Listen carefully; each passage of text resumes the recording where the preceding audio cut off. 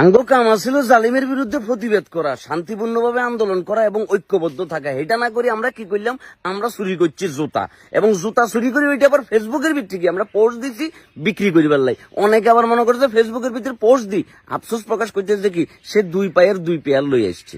মানে চিন্তা করি দেখেন যে আমরা কোন লেভেলের জাতি। আবার আমরা নাকি শপথ করতেছি যে আমরা কোথায়, ওই মধ্যপ্রাচ্যে যাই মনে করেন যে জালিমের বিরুদ্ধে কি আমরা যুদ্ধ করবো। আরে বাবুরে, তোদেরকে যদি ওখানে পাঠানো হইতো, তোরা সবার আগে তাদের বাড়িঘর লুটপাট করতি।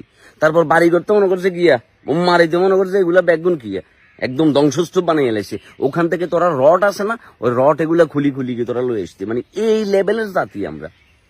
গত একদিন ধরে যেভাবে করি সবাই মনে করেন যে বিষয়টা নাকি দোয়া করতেছিল, আন্দোলন করতেছিল, প্রতিবাদ করতেছিল। ওই জিনিসটা এখন হয়ে গেছে, 2টা ভাগ হয়ে গেছে।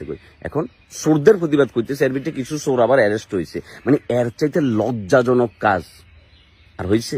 আরে বাবুরে, নিউ ইয়র্কে তো হয়েছে প্রতিবাদ, ইউরোপে, আমেরিকা এবং খোদ ইসরায়েলের মাটির ভিতরে কি প্রতিবাদ হয়েছে। তারা কি তগমতো ভাঙচুর করছে?